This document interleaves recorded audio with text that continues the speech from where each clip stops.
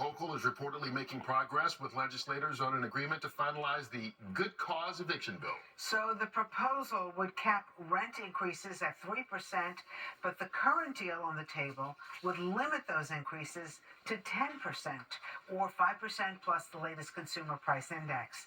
Governor Hochul has pushed for some changes to the bill, such as limiting the law to units that are below a certain rent threshold.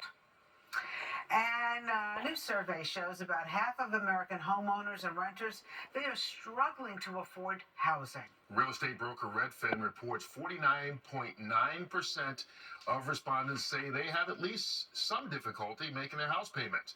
More than 17% also say they borrowed from friends or family in order to make those payments. The report shows mortgage payments are close to an all-time high, with prices rising 5% from a year ago. In Brooklyn, an elementary school is trying something a little bit new to attract parents and students. It's going to stay open 12 hours a day. Wow, okay, I can see how this would work. The New York Times is reporting that Brooklyn Charter School in Bed-Stuy will keep going after the last bell.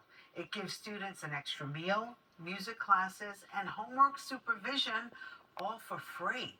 The school says this option appeals to working parents who are struggling with school dismissal before the end of the workday. So far, about 80 students have signed up for these extended classes, and it keeps them out of trouble too, right? Yeah. They got a place to stay, and they got a little extra help. That sounds great. It sounds good. It's going to be interesting to see how they handle it from a staff standpoint. Right. Not only teachers, but people serving food and all that kind of stuff. 12-hour shifts, at least it sounds like from that. But it is a good thing to maybe try and keep these kids out of trouble and in school. Occupied. Yes.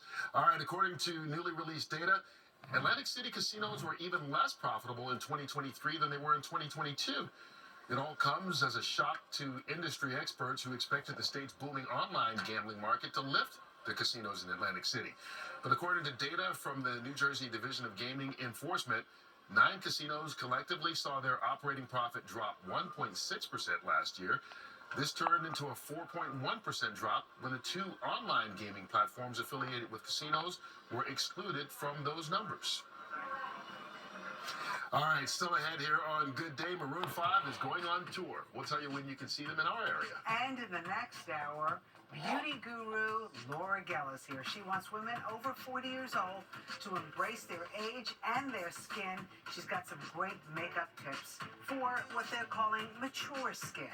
Plus, we will continue our week-long series, Vanishing New York. Ryan Christopher with a fun look at the demand for vinyl despite fewer record stores in the city.